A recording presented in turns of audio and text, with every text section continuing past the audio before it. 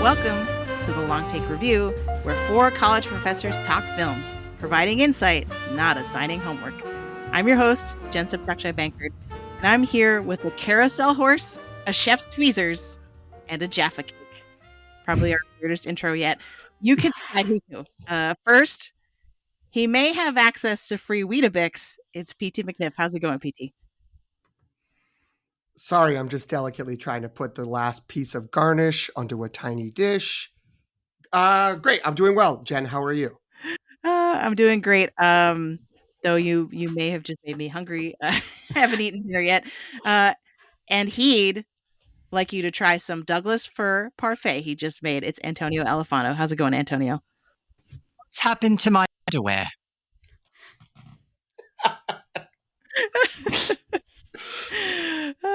That is really good out of context. And last but not least, he's all right because we have biscuits now. It's Greg Cass. How are you doing, Greg? It's okay to not be okay. It's a lot. I'm good, Jen. How are you? Ooh, a lot of British accents today. I guess that's to be expected. I'm doing great. I'm glad everybody's here. So listeners, those were all references to the film we are here to review today. We Live in Time, which is playing in theaters now. John Crowley, the director behind films like Brooklyn and The Goldfinch, you probably will remember one of those much more than the other, tells the nonlinear love story. Sorry. Just the goldfish taking shots 5 years later. Like, I don't know. John Crowley tells the nonlinear love story of a chef named Almut and Tobias, who works at a cereal company. Florence Pugh and Andrew Garfield co-star in these roles. So yeah, this is one that we came out fairly recently. We wanted to make sure we squeezed it in before the onslaught of Oscar movies that are coming. If you are listening to us for the first time, we'll have a spoiler-free section designed for those of you who have not yet seen the film. And then, with a very clear alert, we will shift into spoiler mode for the rest of the show. PT, if listeners think we're worth their time after listening to this episode, what can they do? Before you step into that gas station restroom, why not follow the Long Take Review wherever you get your episodes?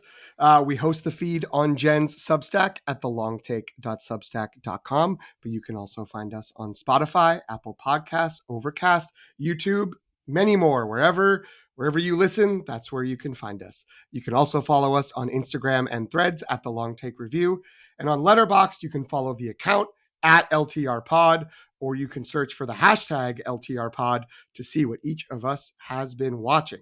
Jen? Thanks, PT. So let's just dive right in. So what was everybody's short take for We Live in Time? I'll start. I think Greg and I actually are the highest on this movie. So in many ways, I think this movie trots familiar territory. It's an intersection of a love story and an illness story. And that particular intersection is obviously right, but it also runs the risk of feeling manipulative and how you ultimately, I think, perceive this film comes down to how you view the novel aspect of its presentation, the ping-ponging through time. I can't talk in too much specificity about my thoughts on that with spoilers, so I'll just say that for me, while not every curated moment here worked, maybe, the film itself stirred more in me than I thought it would or could. And I love it as much for its imprecisions and flaws as I do for what it executes, I think, incredibly well, which is a love story between Tobias and Almut that felt specific, enduring, evolving, and believable. So with that, I'm going to move it to my buddy Greg, because I know that he loved it as well. I will take that baton pass, but also want to acknowledge this broke your hype draft curse, that this is the first of Antonio's hype draft movies he actually likes. And coming off the sting of Megalopolis really hurting on my hype draft, I send my regards that we're so back. It is really interesting to me that this film, I think, coasts easily on the charm of the two leads. And I think Florence Pugh and Andrew Garfield are at really interesting moments in their careers. To me, I feel like Florence Pugh, everybody just sees as one of the greats who's just on the ascension.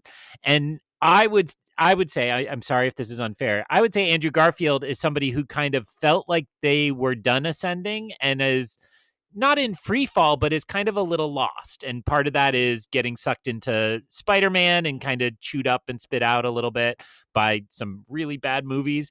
But he is an actor who I think has used his fame to find really cool, interesting projects and goes with them, right? Like, I think we could, I know, I think PT is not a fan of Martin Scorsese whatsoever. But Andrew Garfield was really good in a really weird Scorsese film, right? Like a really out of character one. And then something like Tick, Tick, Boom, 2 years ago was kind of, I don't know, it was surprising how incredible he was in that to me as well. So this is another case where I thought the two of them elevated this. And I want to talk more about the genre of the rom-com as we go on tonight, and maybe why we need to tell the story out of order in order to still be engaged and amused by a rom-com. But I would say this is a rom-com for grown-ups. There are moments in this that, as somebody who's, deep into a loving marriage, I saw a lot of good times reflected and I saw a lot of bad times reflected, and just like a lot of emotions. But it is not that kind of rose-colored, everybody's going to fall in love and be perfect. It's like, oh, this is what real life is. And so that verisimilitude, I think, kept me really engaged, as opposed to some other kind of straight to Amazon or Netflix movies that have come out lately that are there's a huge trend of rom-coms right now where like older lady likes young stud, and like those have been like entertaining, except when they make Anne Hathaway the older woman and you're like, whoa, like no, we can't do that. But I will say that this, to have it just be so kind of natural to people our age and to I'm sure all of our experiences in relationships, it worked. Plus, just a melange of delicious British culture where you can be like, she's grabbing digestive biscuits, she's eating Jaffa cakes, and I think we're all charmed by that. Speaking of not being charmed by things, PT, why don't you be a Grinch right now? You mean my very short take? We live in time. We live in fine. My slightly longer take is this is two undeniable performers and performances in a pretty deniable movie. Like, it's sort of like the you're mostly there to enjoy your time with these two and the performance that they give and the amount of chemistry and charm that they have for each other.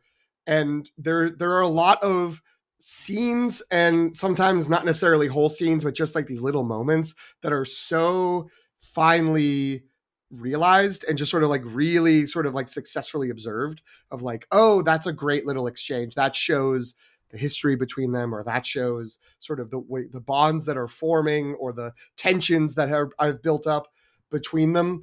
But I don't know if the whole is really, even equal to the sum of its parts, let alone exceeding it. It kind of felt like, yeah, there's some parts that I kind of clanged against, but it's not bad. It's not like, oh my God, don't go see this movie. Like, I wish I were as excited about it as the two of you were.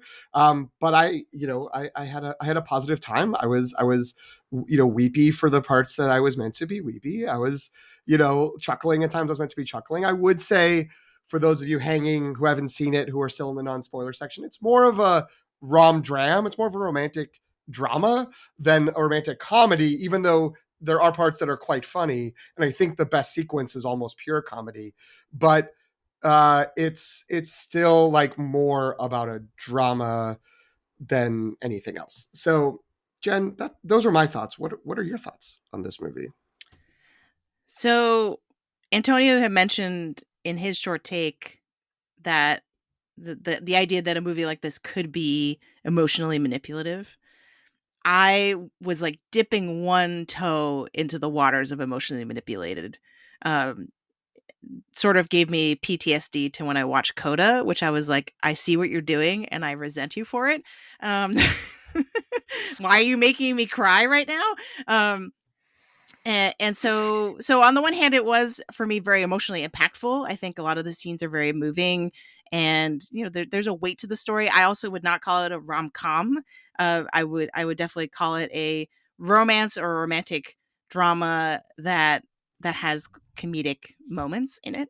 But I think ultimately for me, this was kind of, for those of you who have been following our Oscar Ferry flashback series, this was Boyhood all over again. And what I mean by that is that I appreciated individual moments. I appreciated the performances. I appreciated the sort of dramatic elements to this. But when I step back to think about why this movie exists, I kind of came up empty-handed in the sense that, like, it doesn't have as much of a formalist kind of conceit as Boyhood does, because that was obviously filmed over many years and kind of just the production of that is more impressive. Here it's kind of like, well, what if we chopped up this story and told it out of order? And at the end of the day, I'm having a hard time coming up with a good reason for it to be told that way. Or does the formal choice to do that actually contribute anything other than we did something a little bit different? And I'm hoping that our conversation today kind of counters that, and that I come to understand that choice a little bit better, or derive some more meaning out of it. But that's where I'm kind of at right now, is that, like, I loved Florence Pugh, loved Andrew Garfield, cried a whole lot during this movie, but at the end of the day was like, do I really understand what the story this movie is trying to tell? So, we sort of established the sides here of Greg and Antonio liked it, and Jen and I are less into the movie. I will say and this cynical is for love. That's correct. what you were looking to say. Well, and I will say that this is probably my harshest opinion, which I think is fair to say here again, like pre-spoiler. And I am hoping that in talking about it more, I will feel differently. The conceit of chopping up the timeline is to manufacture tension and stakes that are not there in the story, and to sort of keep you on your toes, to like sort of shell game around the fact that, like, everything else is kind of really predictable and what's going to happen and nothing's really a surprise. And the things that are a surprise are things that are really out of character for what we know about these people. And so it's sort of like a distraction and a magic trick to keep you paying attention to the timeline moving, instead of just telling a story that's successful on its own. Again, that's maybe boo, hiss, hiss. Yeah, Sorry. well, potentially too harsh, and I think there are benefits that I'm overlooking when saying that. But that is like, let's get the content out there. Let's be aggressive. Let's be adversarial, and let's talk. Greg and Antonio were fooled by this terrible movie. So what will help us with our disagreement? The recommendation algorithm. Because that acknowledges that not every film is for everyone. So who is this movie for? The big question I would have, well, first of all, to follow up on what PT said, I'll say that there is part of me wants to say that this movie does have kind of like a weirdly comforting element to it. And that's because Florence Pugh and Andrew Garfield and their characters, right? I should credit the screenplay for a little bit of this, that Almut and Tobias are just so incredibly adorable. Like, unbearably so sometimes. I was like, please stop. Like, with the stop it. Like, you're being too cute. But in a good way, I mean? Like, I can definitely see people rewatching this movie as kind of like a comforting, like, oh, like let's just see these two people, two really nice people who are interesting, kind of, love each other in a very pure way. And I think, there's kind of a magic to the chemistry between the two of them that I think transcends all of the sort of issues that PT and I have flagged potentially. But yeah, who are you recommending this movie to? Fans of these two actors, fans of romance, people with the soul. I don't know, as Greg was sort of saying. Fans of the actors for sure. I think this is like Andrew Garfield, and is like Andrew Garfield, just incredibly charming and great. And Florence Pugh is good in everything. I mean, look, the reason I picked it for the hype draft without knowing anything about the movie was because of the combination of talent that was involved here. And I had the same concerns that all of you did when I saw the trailer. Like, what's going on here? But like, I don't know. for me, it worked. For me, like I recognize that there are issues. It's not a perfect movie, but I found it really moving. And so for me, like I, for the recommendation algorithm, I picked like 500 Days of Summer and Once, which are two different movies, but like vibe wise and playing with time a little bit too. Um, I thought it was great. But I will say, like, my friends who are watching it, they're pretty split, and most of them I think are actually going on in PT side that it was underwhelming. Um, but I think that the box office is quite good. It's like it's about to supplant Kind of Kindness as the highest of the limited release, like in the limited release, like box office, or whatever. So an appetite for it. But in terms of how people will ultimately receive it, I don't know. I mean, but I think it's worth watching whether you ultimately end up like falling for it or not. I think that plenty to talk about, which is interesting enough. When I got home, my wife was like, what was the movie? And I was like, oh, We Live in Time. It's a romantic comedy. She's like, oh, who's in it? Florence Pugh and Andrew Garfield. And she was like, and then she said, do they both use their own accents? And I said, they do. So I want to agree with what Antonio just said and throw in if you just love a good British accent. I mean, honestly, we don't hear Andrew Garfield especially use his real accent all that often. One of my favorite parts of Puss in Boots, The Last Wish, is hearing Florence Pugh really like leaning into her accent as Goldilocks in that film, which is very enjoyable. As the adopted daughter of Olivia Colman and the actor whose name I'm forgetting. He was the villain in Black Widow, and he's in Kingdom of the Crystal Skull. He plays Mac. What is that guy's name? Anyway, this is bad podcasting. But anyway, that's Puss in Boots: The Last Wish. Is it Ray Winstone? Ray Winstone. Yes, there it is. So I think fans of the genre, fans of either of those two. I also, I think if I'm at my most cynical, there's a way in which on paper this feels like it was designed by the algorithm, where some executives looking at the like returns and like, all right, the Lifetime movies are doing really well. Oh, look at this. People like that Bear show. What if we had some high-end cuisine tweezing in a Lifetime movie? That's perfect. And so like there's a cynical side of me that's not going to deny that feels like, would we really be seeing a high level culinary competition if those reality shows in the Bear weren't so popular? I know I actually don't know about Antonio, but I know you, PT and Jen, have not caught up with season 3 of the Bear. But if you're into the tweezing of microgreens, do you have 6 hours of content in a 7-hour season just waiting for you? Because that's what it is mostly this season.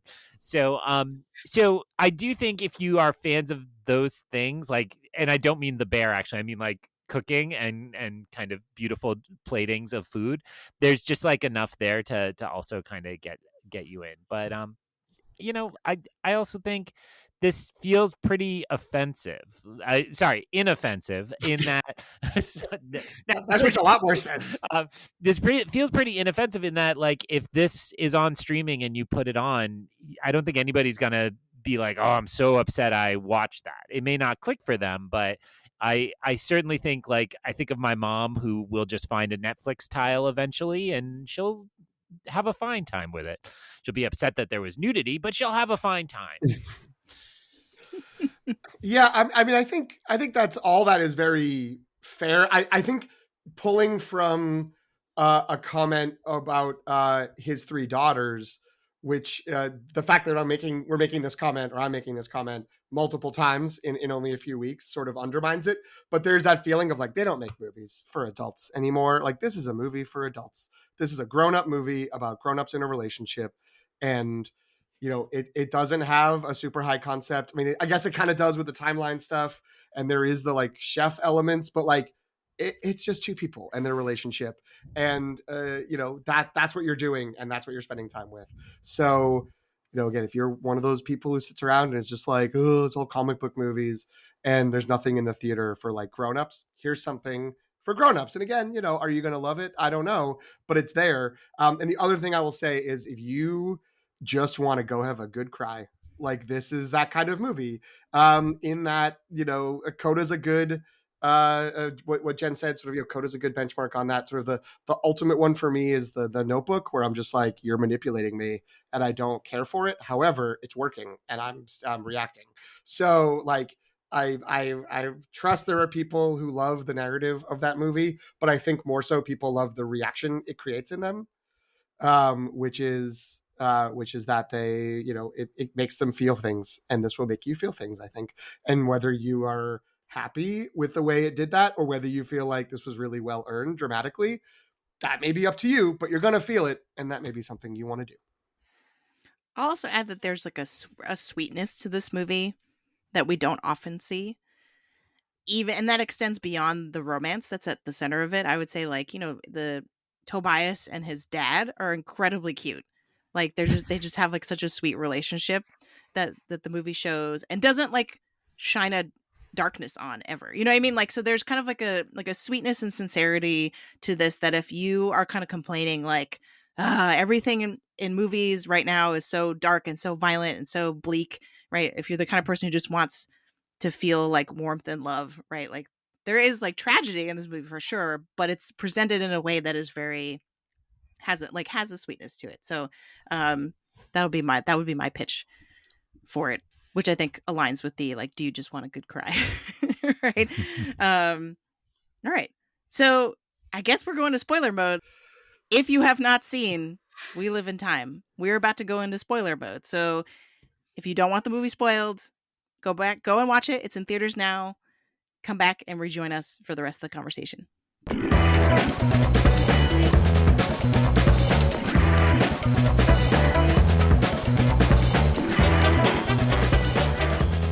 All right. So as usual, I like to go to the most spoilery thing right after we do the spoiler mode music. So I thought I understood the end of this movie. And then I was listening to the Next Best Picture podcast, and they were like, the ending is so open-ended. You can interpret it multiple ways. And everyone's shaking their heads. Okay, no. So maybe this is a straw man argument, but did everyone assume that Almut had died in the last scene? Only because of everything narrative and visual that indicates that she died. Antonio? Yeah, as with Anatomy of a Fall, the dog is... So the dog, it indicated to me that Greg, what do you think? Right. I didn't recognize that this was up for debate. Right? I mean, to PT's joke, just to explain his joke, like, Florence Pugh skates over to the other side and waves goodbye because she's dying. Not in that moment, but and then we cut to the dog and to the future. So I didn't find that open-ended at all. I think, Jen, did you? No, I didn't. But then when I heard other people talking about it as if it were, it kind of broadened my horizons. And I was like, oh, maybe, because what they said is like, we never get any confirmation that she's died. It's all implicit. And so in theory, she could be off competing. She could be getting a treatment. She could, like, there's other ways technically to explain what's happening. And I think the dog actually was the Don't worry about Almut. She's at a farm upstate. They're really happy to have her. She's living on the roof. life. Right. Okay. That you're making me feel better, because as I was listening to that, I'm like, well, that's really interesting. I hadn't thought about that. But then I think their sticking point wasn't the point of getting the dog to help before she died. Why would they buy the dog after? Because remember, they talked about, like, let's ease her into it by getting a dog and having the dog die. That was the whole joke when they were talking about it originally. But to me, I feel like that if she's still around, that's really undermining Tobias teaching their daughter how to crack eggs, right? Because that's supposed to be kind of her legacy, is that he's passing on her way of cracking eggs, which in general, like, the soft, small echoes in this movie like that, like how in the first scene, Tobias is eating digestives in the bath with a mug of tea, which honestly, genius move. I was like, why have I never done that? That seems great. But then there's the scene later where when Alma is pregnant, both of them do the same, kind of echo the same ritual, you know what I mean? Except they're both in the bath, right? So I liked that kind of like, you could see the traces of influence of these characters on each other, and which culminated with the egg cracking scene. But yeah, so okay, I'm glad you're agreeing with me. The one piece of generosity I'll give to the people who were like, I wasn't told, I wasn't shown a death certificate, so I don't know if this character actually died. Is that I was thinking, as soon as it was clear, it's like, oh, now it's Andrew Garfield and the daughter are getting the eggs in mirror of Florence Pugh getting an egg in the opening scene of the movie. That like, oh, we're meant to think she's passed. Like, again, the visuals and then all of that. But I was like, oh, it's possible she's gonna like pop into the kitchen and be like, what are you two doing? Mm-hmm. But then that didn't happen, so she's dead. Okay, thank you. Was there a scene that made you cry the most, or that kind of hit you emotionally the most? When were you at your most vulnerable while watching this movie? For me, it was the two of them in the doctor's office when they're side by side, and watching Andrew Garfield, like watching Florence Pugh sort of like freeze, and Andrew Garfield sort of melt, but trying to keep it together. Like that's always going to get to me. This, when someone is just trying to be polite and keep their composure, but you can see just through their eyes that they're like falling apart inside. That broke my heart. How about you all? I don't have a specific moment, but basically it was any time when stuff like that was happening, but then they start making little inside jokes to each other which wasn't really even like gallows humor or anything, but it was just like them sort of like clearly being like worried and scared, but then still able to sort of have this dynamic and relationship. Like, I thought that was the kind of, those are the moments that felt like the most like sort of true and deep in like, yes, this is a way humans interact. You have this accumulation of shared kind of funny moments and things you can refer to, or ways that you talk to each other, and those carry through even in the sort of darkest times. And in a way, it's like those are the things that you may remember when like, bad, the eventual end comes. Like, you can remember these happy little exchanges. So those are the ones that would like wallop me more than the moments that were, a bad news or a bad development or something. I didn't cry at all because I'm a normal human being. And no, look, Jen's doing the Barbara Walters, like, can I get my tough, gruff men? Because that's what the three of us are known as, to cry on Clearly. camera. But I actually, I want to go a different direction, which is to say, I want to praise the fights in this film, because the fights were really good. And, I think, for me, the gold standard in couples on screen are Coach Taylor and Tammy Taylor from Friday Night Lights. I'm not accepting any criticism at this time. You're wrong. Oh, Antonio's with me. And one of the things Connie Britton said is they talked about it, and the key to those fights is that both of them had to actually be right. And that's what a real marital fight is, right? It's like both people are correct. And I think that carried over into this movie. That spirit came to mind because so many of these fights were right. And the one that stands out the most is when Almut has forgotten the daughter because she's been off preparing for the competition, and it's kind of revealed that she hasn't been giving her all to healing the way that Tobias thought she was, and it's just this huge performance because, I mean, they're both right and they're both wrong. Like, Almut has every reason to say, no, I'm not going to just be a mom here in my dying moments, and I want my daughter to see this other side of me, and I want to have a legacy. And that's like killer deep emotions. And maybe I cried a little, but it was more than the response where it's like, yeah, but all we have is this, right? Like, if you're not trying and you're not going to survive through, and this repeated notion of like 12 really good months, which that might be where I would lean into the ambiguity. I'm not sure in the end if they got those 12 beautiful months, if either of them would say they like lived up to that. And I like that. And I like the the earlier fight, very early in the relationship, where Tobias like is basically like, do you want to have kids like a week, or I think it's like a month into the relationship? And it's like an insane question, and they give Florence Pugh this beautiful moment where she's like, first of all, fuck you for asking, second of all, I'm 35, I think she says. So like, but at the same time, that's, you know, I think the age we all are, we know couples that go through that, because it's like your clock is ticking, and you know, sorry, the theme of the movie, and so it's like making a hard decision at that time in your life, maybe speeding up a relationship because of that. Like, that all just felt so real to me that I'm going to remember those two fights when I think of this movie, as much as I'm going to think of any of the like meet cute, aha, I hit you with my car type moments. What about you, Jen?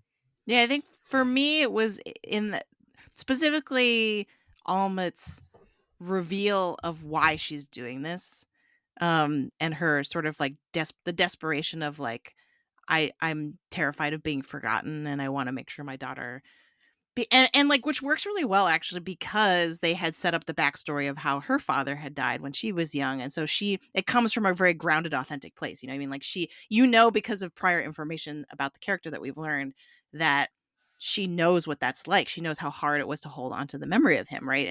And so I think that was the part that really got me, because that's actually, you know, to go back to the scene where that Antonio mentioned, that the two of them sitting side by side, you know, she's the kind of tougher one in that situation in a lot of ways. And so to see this moment later where her kind of like vulnerability is coming through, I think it was very impactful.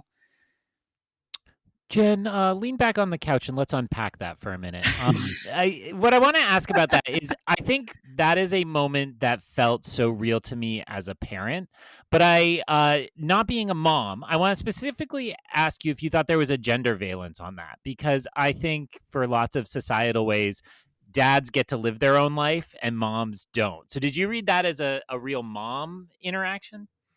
Yes, I definitely saw, like, which is interesting because they never actually allude to it at all, right? It's like, it's not like, I mean, I think Almut says, I don't want to just be her dying mom, right? But she never says like, because I'm a mom and not a dad, like there's this pressure that I can't do something that's for my career as opposed to my family, right? Like, that part is never said, but I definitely inferred that from the storyline, is that's and maybe partly that's why she felt like she had to keep it a secret, that she was training for this, because it was something that could be read as being selfish for her and not selfless for her family, right? I mean, I think in general the movie does a pretty good job of laying out the sort of tension between, well, you're the person who's dying, shouldn't you have agency over how and when and like in what way you do that, and what you choose to do with your time? I guess there's the title of the movie, right? As opposed to, what do you owe your loved ones, right? Because that's sort of Tobias's perspective, is he's like, well, why wouldn't you do everything in your power to heal so that you could be here for us, so that we have more time with you, right? So the valuation of time and who that time is spent with and what that time is spent doing, I think, is really well done, because there's no easy answer. Like you said, like, they're both right and they're both wrong. I have a critique of the movie and a compliment for the movie. I don't really have a sandwich. It's more of an open face Take sandwich. the second one. Well, you asked for it. My compliment for the movie is that there's many ways in which it's subtle, about like you're saying, there's the stuff that comes out about her dad and how her dad died and how that affected her figure skating, that sort of shows up like 3/4 of the way through the movie, is like, by the way, here's a thing from her past, which is fine, because I think that part of the point is like, even he doesn't know, like Tobias doesn't know, because she never talks about it. So, that they never sort of have an explicit like, when my dad died, I was so sad, and I don't want my daughter to be that sad when I die. Like, they never get to that, and they never really unpack. There's a lot of talk about her dad dying, but they never unpack that Tobias's mom isn't around. And it's like, presumably she also died. They never talk about The dad divorce. talks about it at the dinner table, right? He tells that story. He talks about how they got engaged. Story, right? But I mean, the subtext of that is like he's sad that she's not there, right? Well, I thought the subtext of it was her family mentioned going to Salt Lake City once, and he launched into this whole long story, and then was like, "Anyway, why were you there?" Which was great because I love that they just were like both the father and son were just these like big like fonts of emotion and would just talk about their immediate thoughts and then like forget why they got there and we're like, "Anyway, what were you saying?" And then come back to them. So I like that little moment. My complaint / problem with the movie is I did not buy. I understood why she would choose to do the cooking competition. I did not believe that character would not tell her family about it. I didn't believe that. I was like, that doesn't make any sense. There's nothing in this movie that like they would keep secrets to each other. I understand it would be a hard conversation, but like part of the rest of the movie is how they do talk to each other about this. So that felt weird. And like, because part of the movie, which again, something I liked about it, is it would kind of, when it was jumping around, you would have to sort of fill in the like, oh, they must have done this, this, and that. Like, this is where we are now, and this is what has happened. That I just was like, oh, well, she must have told him like once after she was like, I'll talk to you in the morning about the wedding invitations that have the date of the programs, maybe I forget exactly what it was, that have the date of the wedding. I was like, well, I guess she told him the next morning. And then suddenly like a half hour later in the movie, it's this big reveal that she's been lying about it. And that just felt very out of character. And I think that is part of why I was like, I don't know, like this, the whole structure is throwing me off because I think it ends up being manufactured drama that doesn't speak to the depth that they otherwise created in these characters. But maybe that's just me being a jerk. Please tell me why I'm wrong, people who like this movie more than me. I can't believe I'm the one who's going to defend this, but on the one hand, I totally agree with you because based on prior scenes, Almut as a character speaks her mind and has no problem sort of being like, well, this is what I feel like and this is how I am, right? Like, so deal with it. Like there's a lot of scenes in this movie where she's doing that. And on the other hand, the movie does really show how the pendulum can swing across your lifetime, right? Because she starts out by being like, I never really saw myself as someone who would have kids. Mm-hmm. And then she ends up having kids. Not only that, but her having kids, like she actively doesn't get rid of all her cancer because she wants to try to have kids. And then she ends up, you could argue that because she had a child, like her cancer came back, right? So like, that's a big differential from her being like, oh, I don't want to have kids to I'm willing to put my life at risk to have kids. So, I mean, I think maybe part of the movie's point was that like people change over time. While we're living in it? Yeah. Okay. Well, since we're talking about time, to get into it more deeply, about like the role of time in this film, I want to get into the rhetorical situation, a segment in which we look at a film through the lens of our academic experience.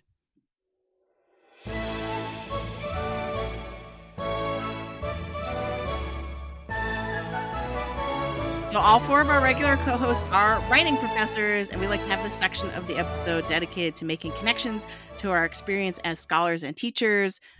For me, I really wanted to save our spoilery conversation about the thing that PT and I have sort of criticized, the structure of the film, the nonlinear storytelling, kind of what it's trying to do with time.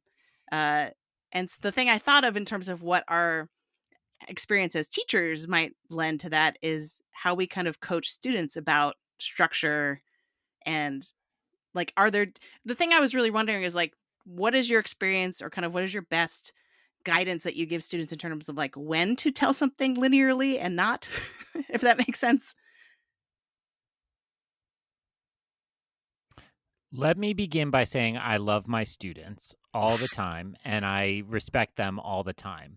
But I teach a narrative unit and I give them 3 sample narratives. And the first one is a 6-page David Sedaris classic, very easy, very funny. Don't worry about it. And the second one is a really challenging, nonlinear, fragmentary voice. It's Sarah Smarsh from Heartland. And it's immediate that like 3/4 of the class is like, oh, why is this so long and why is it so hard? Like, if you just want to tell us these things, just put them in order so we can figure it out. And there's always like that, like 3 or 4 students who like really get it. And I lock in on them and I'm like, today's class is for you. It's only for you. Forget them. I don't need them. And the reason is because I think this is back to your question. Telling something in a nonlinear fashion, I think, has to reward the extra effort that it takes. And so you are asking your audience to make comparisons or draw lines across different categories. And if the effort of keeping track of how long is Florence Pugh's hair in this scene, which moment is this, if that is not rewarded with some extra insight into the film or some extra meaning, then I think it should be rejected. And so the simplest way I have to explain this to students is this is Greg being as basic as can be. It's amazing. It's a mosaic, right? The basic metaphor of a mosaic is that when you take these shards of whatever it is in these fragments, you are kind of constructing meaning in 2 ways. You are constructing meaning with the fragments that are next to each other and the juxtaposition of what is kind of compared between those moments, and you're creating a larger image of some kind, right? If that is, oh, it's a lion or whatever, or if it's a pattern of some kind, it doesn't have to be kind of an exact object. I think if you want to pull off nonlinear, you have to be doing one of those 2 kind of mosaic goals. I think this one lives in time in the first one, which is I found incredible power in what fragments they would put next to each other. So where I will differ with PT's opinion that he voiced earlier, he noted that sometimes it is used to build tension, but I actually think that other times the tension's entirely deflated. We have a whole IVF struggle section where it's like, well, we've seen the daughter, like we know that she's around the corner. And so instead, I think to look at those pieces and after the fact, out of order. I'm not going to exactly remember how they go together, but for me, it was all about what they put next to each other and how the gaps in between those informed, sometimes by what they left out, and sometimes by like what you could see by the way motherhood had changed her, or some such like that. And I think, to me, that's really powerful. Now, Jen, I'm going back like 20 years, but I think you taught me how to read comics in an academic sense with thinking about the gutter, right? And so if people know comic books, you have the panels, and in between the panels is the gutter, which is the small little strip of white. And the actual, like 100% of the action of comics happens in the gutter. And it's what you fill into the gutter that creates the action of the comic book. And to me, that's what this film is attempting. And I'm perfectly happy to understand it didn't work for other people. But I lived in this movie in the gutters in between, and thinking about, what is a marriage and what is a real relationship? I guess it wasn't a marriage. What is a real relationship other than those gaps in between the huge moments, right? And its larger picture is saying something about memory and something about the way our experience exists. But I lived in those moments. And when you flash from a meet cute to, a devastating cancer diagnosis, like, it matters to me that that's what a relationship is. It's those 2 things, and like everything in between those 2 things, that is where the real action happens. So that's my best defense of this film's structure. That's what I got. You're confusing me with Scott McCloud, the author of Understanding Comics, Reinventing Comics, and Making Comics. And one of those might have been a book I gave you or something like that. But I just don't want to take credit for, because that's at least where I understood that gutter theory was from Scott McCloud. So if you were all interested in what Greg was talking about, those are the books to go look at. Thanks, Scott. I agree with everything Greg said. And I think, going back to Jen, your very first question about whether Almut died or not, I think she had to die for the structure to make sense, at least for why I understand the structure is. My understanding is Like when we remember people, we don't remember them in a linear story. When we think about someone who's passed, we don't think like they were born and then we just like go, chronologically forward. We remember them in fragments. And Jen, you alluded to like the echoes throughout the movie. I think that's very purposeful. Something in the present triggers an echo from the past. And that's what the movie does. It creates a love story as it unfolded, the traditional way that we watch all stories, but as it's experienced through the prism of memory. So when I look at the ending of this movie and think about like what this was constructed, I think of it in the present day, them thinking back to her and how she's constantly in their lives through this, right? Through echoes of things that are happening, like the egg that remind you of her in the past. And so that's why I think it works. That's why I think she has to be gone by the end of the movie. Also, the title, I think it just doesn't make sense, because if we live in time, time is finite, and time is finite for her, right? How about you all? Well, I mean, the movie's not called We Die in Time, so I think it has to be that she lives. So checkmate. I really like what you are both saying. I will just say that I didn't feel what you felt while watching it. I could see the sort of like, it's a collection of memories. It is the sort of reality. And again, like I did like that we would be jump between things and then like have these little gaps we filled in ourselves about like, this is what happened. But that didn't like make it a more resonant story for me. And by maybe this is too cynical, might not be the right word, but maybe this is too unfair. Thing is like, I ended up thinking, you know what? They did the time jump thing because they knew the best scene in the story was her giving birth at the gas station. And they didn't want that to be like a third through the movie.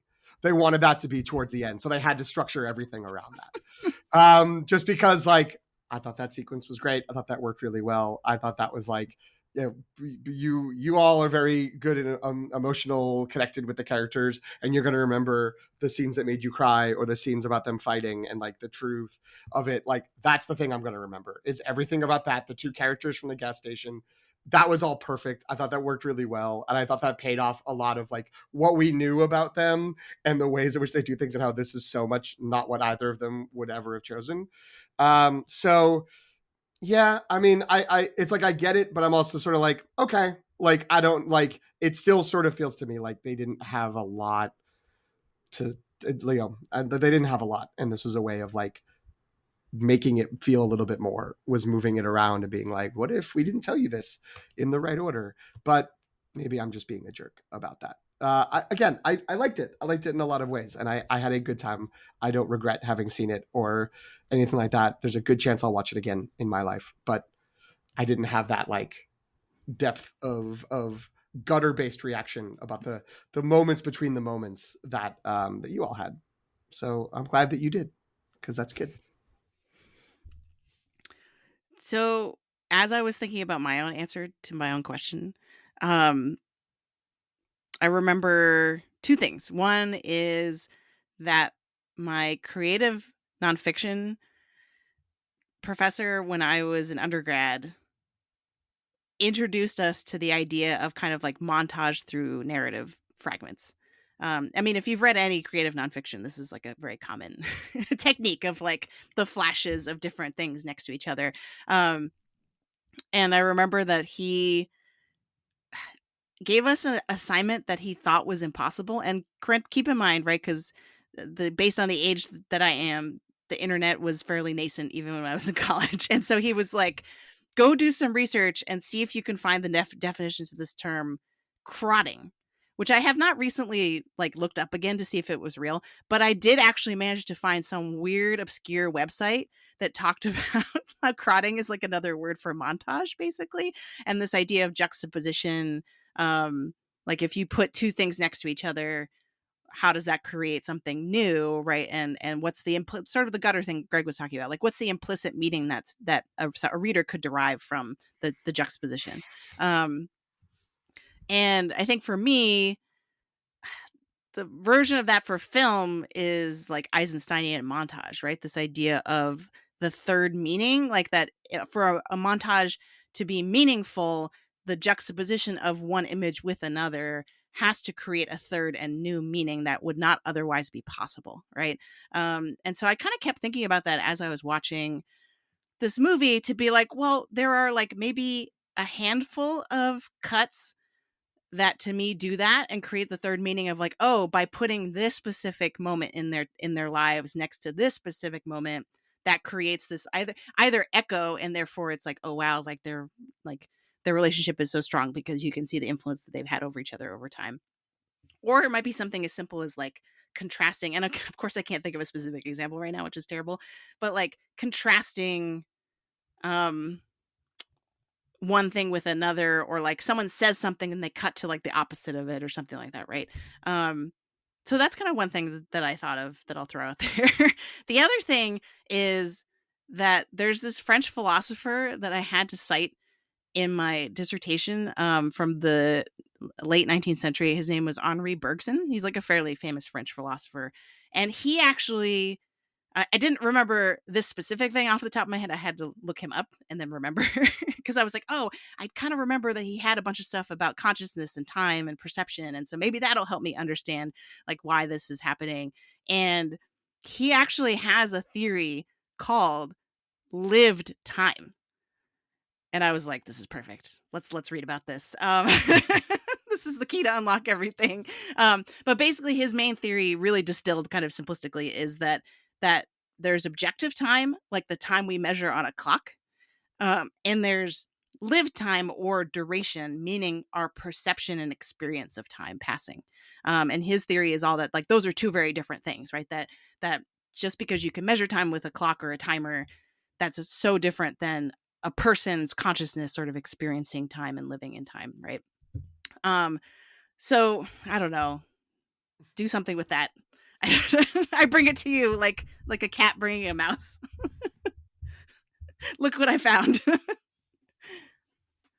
Well, isn't that what all film has to do, right? Like any film that is not like a 90 minutes before the first episode of SNL film is like compressing time into a lived time, right? Like I'm trying to think which way it's going there, but film by its nature has to take a longer story over a longer set of years and compress it in some way. And I think that fits very well with what Antonio says, is that you can read this film as, in a way, essentially Andrew Garfield giving the lived time version of their relationship, right? Like that it is, it's connective and it's associative. That's the word I was looking for. It's associative between moments across a long period of time, because those are the moments that meant something, that lived something.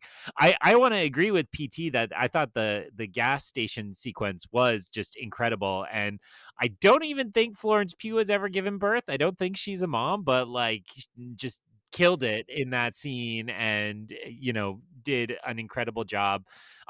Maybe this is old fashioned, but there were a few shots of, her with a pregnancy belly. And I'm like, man, these prosthetics have gotten really good. Like, I don't know. It's silly, but so I think I had debated if it was CG or if it was just prosthetic. Interesting. Because they could have done that with CG probably. Like, I was ready to believe that she was pregnant. I was like, Florence Pugh was pregnant when they made this movie, I guess, because that looked, I bought it. Says someone who's never been pregnant. Correct. Her skin was way too smooth. It's not how it goes. In case you were wondering. No, I kind of was wondering. I'm like, did they give her like a pillow belly and then they kind of smoothed it over? I don't know. Oh, it could be something like that. But I do think that, and this is going to get us towards thesis, please. But I do think, this strong theme of time has to be part of how I understand. This is so obvious, the meaning of this story, and I think it's notable that PT and I are both pointing to this sequence that is one of the longest scenes where you get events in linear fashion, right, across that moment. I don't know that really gives it its power. It's kind of more just the tension and the emotion of it. But it is funny that kind of this centerpiece sequence is a long, very linear move from sitting in the car all the way through to getting in the ambulance with only a few skips in it moving forward. But I don't want to lose this. PT, those two workers at the end who just like the ambulance pulls away, and they like, and it's like I haven't been in that situation, but there is that thing where you have like an absolutely insane thing happen at work, and you're like, all right, back to the register, like like that's it, like onward. I knew we were pretty deep into the movie, and it was pretty clear at that point of like, this is not going to end with like, guess what? Your cancer's gone. Like everything's fine. But I was hoping at some point that we would have like a flash to like their daughter's like first birthday party, and they had invited the people from the gas station. Like, they were just like not necessarily part of their lives, but would be like included on any like anniversary of that date, any birthday thing. But whatever. That's over wishing something. I just really wanted the two of them to be in there. Antonio, did you want to chime in for a rhetorical situation before? I wanted to say something about time and about the thesis of the movie, because and this is going to leave longish account of saying, but because it reminded me of a story that I had of a friend of mine in law school whose mother passed law school, and I remember how difficult it was where we were trying to cheer her up and try to figure out how to help her get through, and then the moment she sort of was explaining how she herself was processing it. And I remember the story. I remember the story for the rest of my life. So what her mother didn't believe in God, and so she didn't, when she was dying, she didn't tell her daughter. She didn't all of a sudden like invent faith for him and say like, well, didn't that.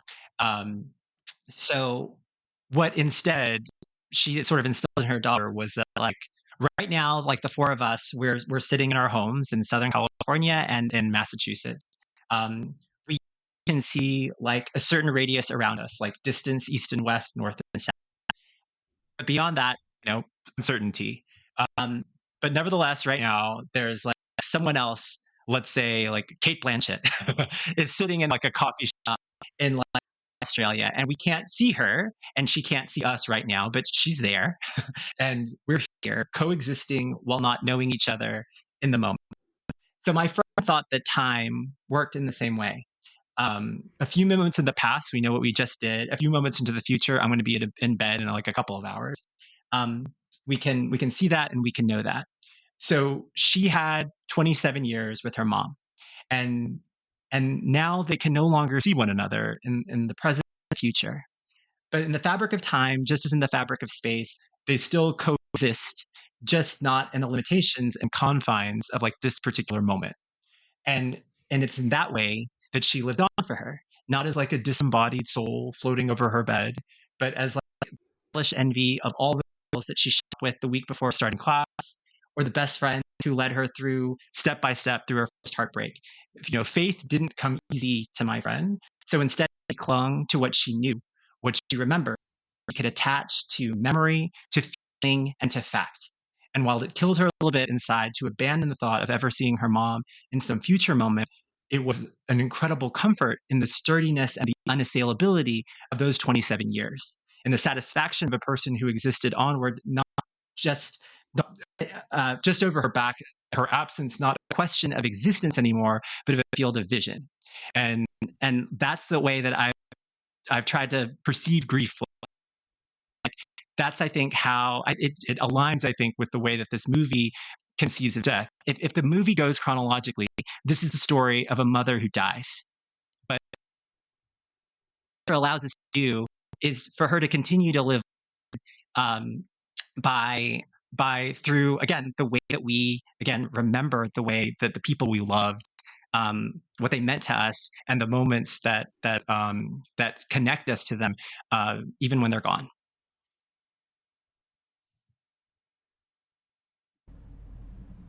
Our side wins. Yes.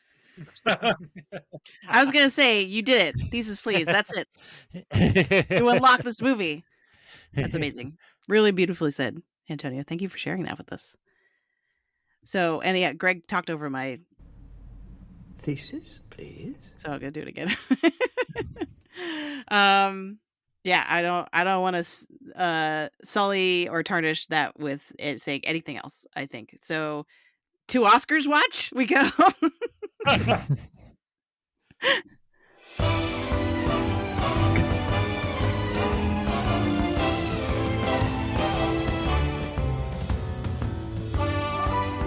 So, I look forward to Andrew Garfield and Florence Pugh getting Golden Globe nominations so that they get prominent chairs at the Golden Globes, but I do not expect to see them nominated for this film at the Oscars. I look forward to people trying to explain how this is a comedy in the Golden Globes parlance. is that how it's been categorized? Because I know recently Golden don't know. Globes put out which films would be eligible for which categories. Oh. But I don't remember off the top of my head where We Live in Time ended up. It was a complete unknown, was not in musical and comedy, and everyone was like, "Oh my gosh, what are we doing?" Incredible. Let's see. Antonio was like, "What?" Like, that makes no sense. Yeah, it was like it's the usual shenanigans of things that belong in one or in the other in both directions. It apparently is in drama. So my joke Okay. sucks, and it doesn't stand anymore. But okay, yeah, it's in drama. I think it's dependent on how this does in the box office. If it holds up when it in like wide release, I guess it's about to be in wide release, and the reception for it is as enthusiastic as it is in limited release. Like if that gets just amplified, then and people just really that these two actors previously nominated in roles that are really likable, I think could absolutely get nominated. I mean, like Florence Pugh's role is sort of like Oscar Beatty role, and Andrew Garfield. I mean, like I've seen a lot talking about how like his character doesn't have as much like to do. Like don't really. He works for like a cereal factory, but he doesn't like. That's about it. Like in terms of like that we get from him. But I feel like he's Andrew Garfield, and he's still like there's still so much texture we understand about him that he fills that character out. And to me, actually, like Florence Pugh steals everything that she's absolutely in, but Andrew Garfield, that was the performance that impressed me the most because of what he did with sort of like having less sort of obvious things for him to do in the course of the movie. I would say I was going to say about a week ago, I would have said he had a better shot, just to pick up on what Antonio was saying, because it seemed like the actor categories were pretty wide open, but apparently Gladiator is good. And so we're getting a bunch of dudes coming in to those categories, which, is great because I love a lot of those actors, but also it seems like the conversation is changing rapidly on actor. And I'm really worried about... I'm worried in general about Sing Sing, and I'm worried even more about Coleman Domingo because it is such a worthy performance, and I think he's going to get crowded out, even possibly. And there's a lot left to see. I know you guys, you all have been catching a few previews of coming Oscar films, but it seems like it's going to be too crowded in both sides of the acting race for either of these two to make it in. I would agree. I say that's for me. That's more true for actress than actor. Right now, actress is already the wait list is really long. Mm-hmm. So I think it's going to be tough. I think it could be. I think without sort of a best picture track or path for this movie, it's going to be tough to get the acting noms. Even if they are really good performances and they're both very likable and well respected. And, I've heard lots of podcasters be like, Andrew Garfield and Florence Pugh really should have another Oscar nomination. Like they don't have enough. But then they also in the same breath say, but they'll also just win eventually. Like, people are fairly confident in their careers. So they wouldn't necessarily get the like, oh, we got to give it to them now kind of bump. They're getting Saoirse Ronan. That's what you're saying? Yes, exactly. Yep. It's crazy. I was trying to figure out, Florence Pugh does only have the one for Little Women. Andrew Garfield has two for Hacksaw Ridge and Tick, Tick, Boom, Best Actor nominations. Of course, didn't win. I don't think this is getting anything. I mean, even, and that's separate from how much it affected me. I feel like this is a movie that is too easy to dismiss as just sort of like, it's a weepy, whatever. That like doesn't, these two are great and they are the anchors to the movie, and they do such a good job in the performances, but I don't know if they are big name enough in terms of the Academy's respect for them to, like, you know, if this was like however many years ago and it's Meryl Streep and Robert De Niro, maybe they get nominated, because those were like the people in like the late 80s, early 90s, when they might have been around like a similar age, or maybe that's too old already even. But yeah, I don't think it has the juice for that. I would wonder if anything, I would wonder it's just because there's always more slots, like a potential original screenplay. But I think that's also already too crowded to have this like sneak in, unless it's an insanely successful movie. And it's been like reasonably successful, like at the level and with the number of theaters it had like a decent, pretty strong per theater average, but not like blowing the doors out to the point of like, we have to reassess this. So I think it's just sort of coast to the Golden Globes, as Greg said, have a very nice time there to make sure these nice big stars are there, and hopefully give them some of the juice and momentum, so the next time they're in doing a great job in a movie, they are people that you think of as, well, they gotta get through the door. So PT's calling his shot early. 2025, the year Florence Pugh gets nominated for Thunderbolts, her return as Yelena Belova. Second Marvel performance nomination, first win. Mark it down. Wow. All right. Any closing thoughts before we wrap? Just a huge shout out to A24 rocking the merch. I know Antonio already ordered the Andrew Garfield "We Live in Kitchen" timer, and they today hit me up for T-shirts, which are just incredible. One of which is the horse, which, PT, I know your birthday's not that close, but look out, come your birthday. And I'll also just add in, that is also why I'm nervous about Oscar chases, because A24 has way too much going on right now. I love them dearly. It's well established, but I think they've overcommitted because they're about to launch The Brutalist, and I think that's going to really draw all the oxygen and all their funds for campaigning. Yeah, I think if we tried to rank where this would be in the A24 priority list for awards, that would be rough for We Live in Time. Who can get us to see The Brutalist early? Yeah, putting that out there in the universe. Let's go. Someone knows. I'm seeing it next week. I know, but we don't. It's messed up that we don't have more screenings than you do for once. For something anyway. I just want to throw out there, because I can't help myself, there is a lot of editing in this movie, and sometimes the editing branch, regardless of how much people like or don't like the movie, or how many, like, they march to the beat of their own drum oftentimes and are like, this movie had lots of editing in it. We appreciate the work that went into it. And so that I'm just flagging that, putting my flag in the ground now in case that actually becomes a thing, but it's probably not. All right. Well, I actually appreciate this movie now because we talked about it. I was fine with 3-1. We win. Yes. I don't know if I go that far. I'm still. Shh. Quiet, sweet child. If we're doing a tug of war, I'm like, my foot is right at the line, and you're like, I'm losing steam. So we might topple over if we keep going, but we're not going to keep going. We're going to end it now. So, all right, Antonio, where can people find you? And I know there's only one place.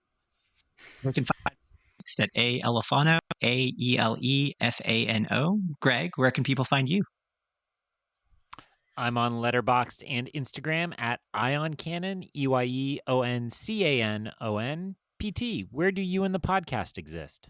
You can find me on Letterboxd at PT McNiff, PTMCNIFF. You can also follow the show there at LTR Pod, or you can look for us on Instagram and Threads at The Long Take Review. You can email us, thelongtakereview@gmail.com, or you can just subscribe, leave a rating and a review wherever you get your podcasts, wherever you're listening right now. Jen, where can folks find you? You can find me on Letterboxd at Qui-Gon Jen, and on Instagram and Threads at Sopchockchai, SOPCHOCKCHAI.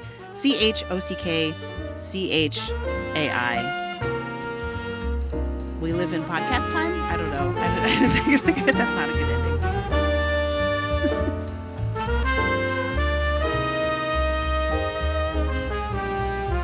Thanks for listening. You can follow The Long Take Review on Substack at thelongtake.substack.com. Subscribe for free to receive new podcast episodes as well as written reviews of films with Oscar buzz and new films and series from pop franchises like Star Wars and Marvel.